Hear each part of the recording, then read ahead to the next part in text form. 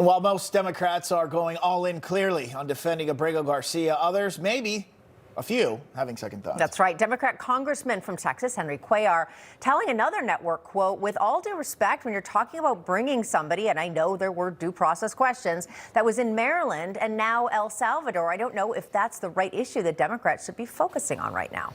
Here with reaction, immigration attorney Naresh Gehi, along with Democrat strategist Robin Byro and lawyer and Republican strategist Amanda Mackey. Good to see all three of you. Robin, I want to start with you, give you the platform here. This is your party. We continue to talk about it. Now we're finding out Garcia allegedly smuggling people down in Tennessee. Your thoughts? Oh, no, I want to make clear. He was not smuggling. He is guilty by association because somebody who was smuggling, That's true. he rode in their car. That's true. Okay. You're right. Yeah, so, it's still not a good look, but we can't start doing guilty by association here because I certainly don't check the criminal background of anybody that, whose car I may ride in. But it is a problem. The looks look terrible, Bob and Katrina, because my concern as a Democrat is that we've held Abrego Garcia up as basically Father of the Year. And the higher you put someone up on a platform, the farther they fall.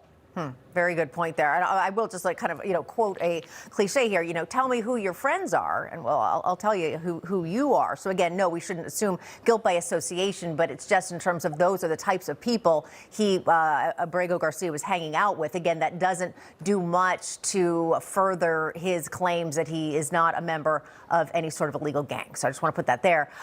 Do want to get your thoughts, though, Amanda, on all of this, particularly about the more and more Democrats who are saying, oh, we're going to go visit this guy, at the same time ignoring their own American constituents who may actually need their help. And also, just a reminder for these trips that they're taking to El Salvador, who's paying for them? Well, tax dollars. Exactly. Chris Van Hollen, senator from Maryland, was the first to visit El Salvador, first to visit Mr. Abrego, who is not a Maryland resident, other than the fact that he was living there. But did he do the same when Rachel Morin was brutally murdered, a Maryland mom of 6? He didn't do anything. I don't remember him giving a single floor speech on this. It is egregious. It's heinous that Democrats are protecting illegals instead of protecting their own residents.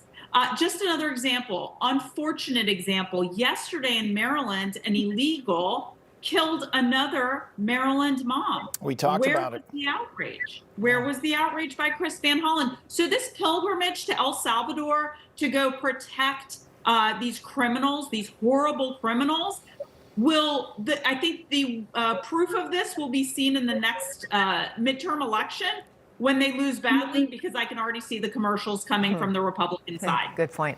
Naresh, let's talk about the litigation, I guess, that's happening right now. Do you think there's any chance that as we go through this, he's coming back? I think we need to respect the rule of law. We're a nation full of laws. And if the judiciary says very clearly that he should be sent back, he should be coming back to the United States. Besides that, he is not a smuggler under Section 212AE of the Immigration and Nationality Act.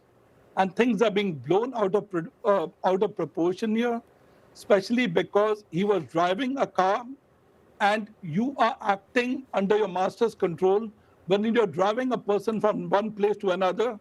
So we cannot assume facts and evidence.